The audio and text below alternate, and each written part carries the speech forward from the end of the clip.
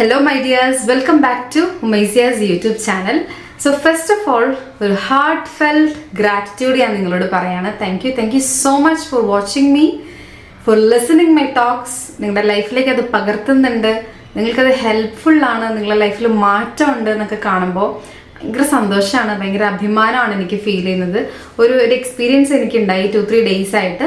എൻ്റെ 1-2 വീഡിയോസ് ഞാൻ തന്നെ മെമ്പറായിട്ടുള്ള ചില ഗ്രൂപ്പുകളിൽ വരികയും അവിടെ ഒരു പോസിറ്റീവായിട്ടുള്ളൊരു ടോക്ക് ആ വീഡിയോയെ പറ്റി സംസാരിക്കും. അവർക്ക് അറിയില്ല കേട്ടോ ഞാൻ എൻ്റെ ചാനലാണെന്നും ഞാൻ എന്ന് പറയുന്ന വ്യക്തി ആ ഗ്രൂപ്പിലുണ്ടെന്നും ആ ആളുകൾക്ക് അറിയില്ല. ബട്ട് സംഹൗ അത് നമ്മളെ ഭയങ്കര ഇൻഫ്ലുവൻസ് ചെയ്തു എന്നെ. എനിക്ക് ഭയങ്കര സന്തോഷം ഉണ്ടായി. സോ ആ സന്തോഷം നിങ്ങളോട് ഷെയർ ചെയ്യണമെന്ന് തോന്നി. It's because of you. നിങ്ങളത് കാണുന്നതുകൊണ്ടാണല്ലോ ആളുകളിലേക്ക് എത്തുന്നത്, നിങ്ങൾ ഷെയർ ചെയ്യുന്നതുകൊണ്ടാണല്ലോ ആളുകളിലേക്ക് അത് എത്തുന്നത്. So thank you so much. So back to the topic. ഇന്ന് നമ്മൾ പറയാൻ ഉദ്ദേശിക്കുന്നത്, നിങ്ങൾ തമ്മിൽ കണ്ടതുപോലെ, നമ്മൾ എന്തൊക്കെ പ്ലാൻ ചെയ്ത് മുന്നോട്ടെന്ന് വെച്ചാലും എന്തോ ഒന്ന് പിടിച്ച് പുറകിലേക്ക് നമ്മളെ വലിക്കുകയാണ്. നമുക്കൊരു സ്റ്റക്ക് ഫീൽ ചെയ്യുന്ന, അല്ലെങ്കിൽ ആ സ്റ്റക്കായി നിൽക്കുന്ന ഒരു അവസ്ഥ അല്ലേ? അത് നിങ്ങൾക്ക് ഫീൽ ചെയ്യാറില്ലേ? എനിക്കുണ്ടായിട്ടുണ്ട്, പലപ്പോഴും ഉണ്ടായിട്ടുണ്ട്. ഞാൻ അതിനെയൊക്കെ കവർ ചെയ്യാൻ യൂസ് ചെയ്ത കുറച്ച് ടെക്നിക്സ് ആണ് ഞാൻ നിങ്ങൾക്ക് പറഞ്ഞിരുന്നത്. 4 കാര്യങ്ങൾ കേട്ടോ. അതിൽ 3-ാമത്തെയും 4-ാമത്തെയും എനിക്ക് ശരിക്കും ഫീൽ ചെയ്തിട്ടുള്ള, ഞാൻ കുറേ കഷ്ടപ്പെട്ട് മാറ്റിയെടുത്തിട്ടുള്ള കുറച്ച് കാര്യങ്ങളാണ്. സോ വീഡിയോ മുഴുവനായിട്ട് കാണാം കേട്ടോ. സോ ഫസ്റ്റ് ഞാൻ പറയുന്നത്, നമുക്ക് ഈ സ്റ്റക്ക് ഫീലിംഗ്, നമ്മൾ പിറകിലേക്ക് നമ്മളെ വലിക്കുന്ന, നമ്മൾ എത്ര ഹൈലി മോട്ടിവേറ്റഡ് ആണെങ്കിലും, എത്ര ഗോൾസ് ഉണ്ടെങ്കിലും, ആ ഗോൾസിന് എത്ര പ്ലാൻസ് ഉണ്ടാക്കിയാലും നമ്മളെ പിന്നിലേക്ക് വലിക്കുന്നത് നമ്മുടെ ബ്രെയിൻ ആവാം. അപ്പോൾ ബ്രെയിൻ അപ്പം നമുക്ക് നെഗറ്റീവായിട്ടുള്ള, നമുക്ക് വേണ്ടാത്ത, നമ്മൾ മോശപ്പെടുത്തുന്ന കാര്യങ്ങൾ ആണോ നമുക്ക് ചെയ്തു തരുന്നത്? അങ്ങനെയല്ല. ബ്രെയിൻ ഡെഫിനറ്റ്ലി നമ്മളെ കംഫർട്ട് ചെയ്യാനും പ്രൊട്ടക്റ്റ് ചെയ്യാനും നോക്കുന്ന, ഇമ്മീഡിയറ്റ്ലി നോക്കുന്ന ഒരു ബോഡി പാർട്ട് തന്നെയാണ്.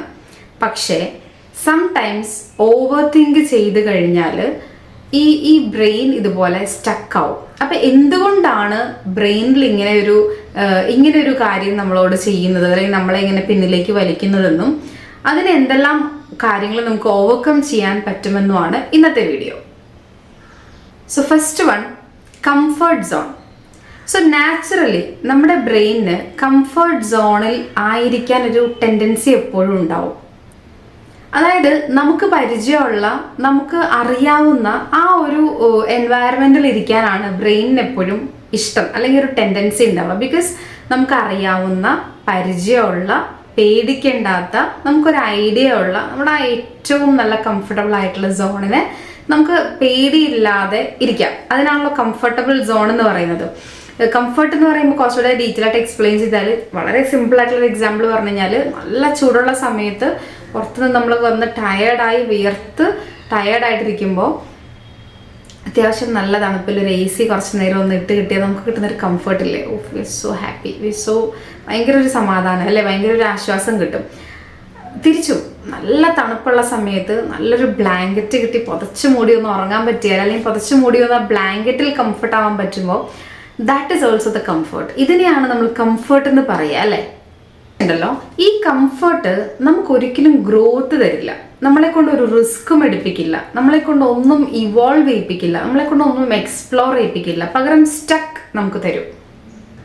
അതായത് നമുക്ക് നമ്മുടെ ഫുൾ പൊട്ടൻഷ്യലിലേക്ക് ഗ്രോ ചെയ്യാൻ പറ്റില്ല. അപ്പോൾ ഞാൻ എങ്ങനെയാണ് എൻ്റെ കംഫർട്ടബിൾ സോൺ ബ്രേക്ക് ചെയ്തെന്നുള്ളൊരു വീഡിയോ ഞാൻ ചെയ്തിട്ടുണ്ട്. അത് ഞാൻ കമൻറ്റ് ബോക്സിൽ പിൻ ചെയ്തേക്കാം, നിങ്ങൾ അതൊന്ന് പോയിട്ട് കാണണം കേട്ടോ. ഞാൻ കൂടുതൽ ഇവിടെ വീണ്ടും അത് റിപ്പീറ്റ് ചെയ്യുന്നില്ല. അപ്പോൾ എന്താ ചെയ്യാൻ പറ്റുന്ന വെച്ചാൽ, നിങ്ങളുടെ അൺകംഫർട്ടബിൾ ആയിട്ടുള്ള കാര്യങ്ങളെ നിങ്ങൾ ട്രൈ ചെയ്ത് തുടങ്ങുക. Second point is fear of failure. തോറ്റു പോകുമോ എന്ന ഭയം അല്ലേ? ആളുകൾക്ക് ഭയങ്കരമായിട്ട് തോറ്റു പോകുമോ എന്നുള്ള ഭയം വരുന്നത് എപ്പോഴാണ്? ഫുള്ളി നെഗറ്റീവ് തോട്ട്സ് വരുമ്പോഴാണ് അല്ലേ?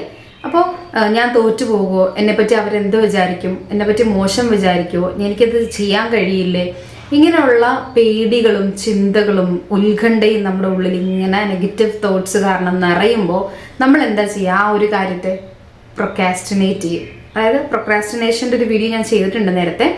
അതായത് നീക്കി വെക്കും. എന്നാൽ പിന്നെ ഇപ്പം ചെയ്യണ്ട, രാഹുകാലം കഴിയട്ടെ, കുറച്ചുകൂടെ പ്രിപ്പയർ ചെയ്തിട്ട് ചെയ്യാം. നമ്മളിങ്ങനെ റീസൺസ്, ജസ്റ്റിഫിക്കേഷൻസ് കണ്ടുപിടിച്ച് നമ്മൾ എന്ത് ചെയ്യും? ഇതിനങ്ങ് നീക്കി വെക്കും. There you go for a stuck.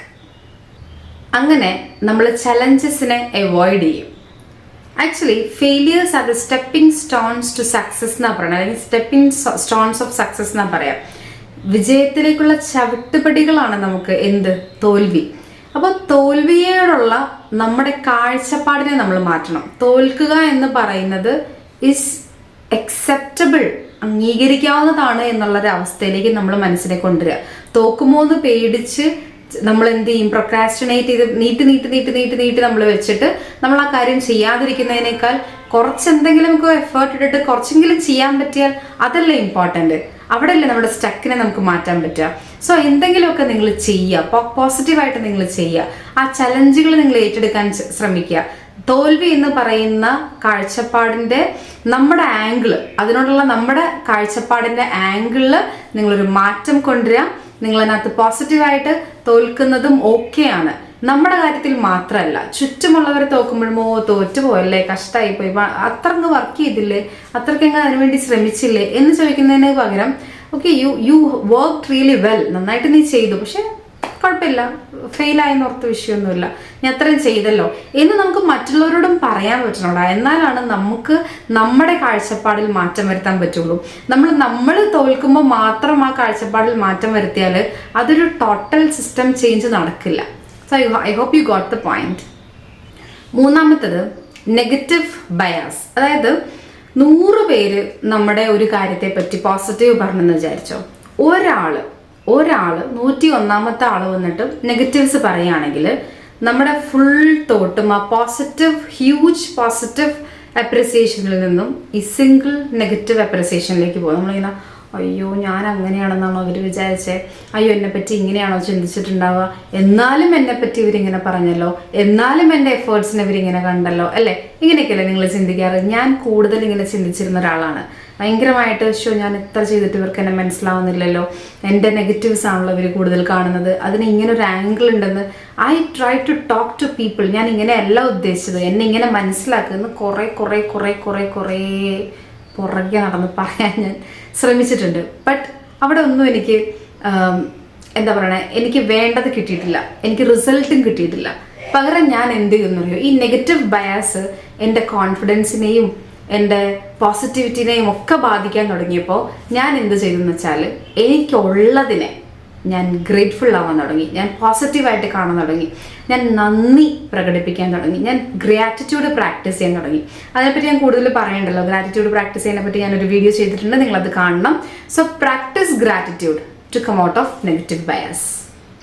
നാലാമത്തത് വെരി ഇമ്പോർട്ടൻറ്റ്, അനാലിസിസ് പാരാലിസിസ്. അതായത് ആലോചിച്ച് ചിന്തിച്ച് പിന്നെയും ചിന്തിച്ച് വീണ്ടും ചിന്തിച്ചുകൊണ്ടേയിരിക്കുക, പാരലൈസ്ഡ് ആയിട്ടിരിക്കുക, അല്ലേ, അങ്ങനെ. അതായത് ആ ചിന്തയിൽ മാത്രം തളർന്നിരിക്കുന്ന പരിപാടി.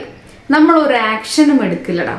അനാലിസിസ് പാരാലിസിസ് എന്ന് വെച്ച് കഴിഞ്ഞാൽ ചിന്തിച്ചുകൊണ്ടേയിരിക്കും. Over thinking, nothing is going to work. ഒരു പണിയും അവിടെ നടക്കാൻ പോകുന്നില്ല. ഇതിനെങ്ങനെ സോൾവ് ചെയ്യണമെന്നറിയോ, ജസ്റ്റ് പ്രയോറിറ്റൈസ് ചെയ്യുക. എന്തൊക്കെ നിങ്ങൾക്ക് വേണം, എന്തൊക്കെ നിങ്ങൾക്ക് അച്ചീവ് ചെയ്യണം. ഞാൻ എപ്പോഴും പറയാറുണ്ട്, ഗോൾസ് സെറ്റ് ചെയ്യുമ്പോൾ പ്രയോറിറ്റൈസ് ചെയ്യണം, ഓർഗനൈസ് ചെയ്യണം.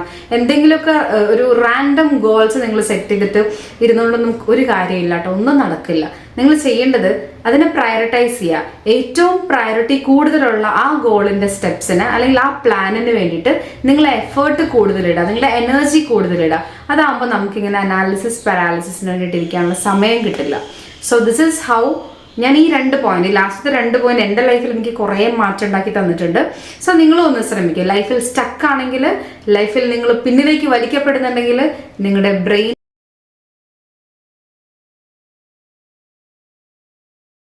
ഈ ചേഞ്ചുകൾ നിങ്ങൾ വരുത്തിയാൽ definitely you gonna win your life. Thank you so much.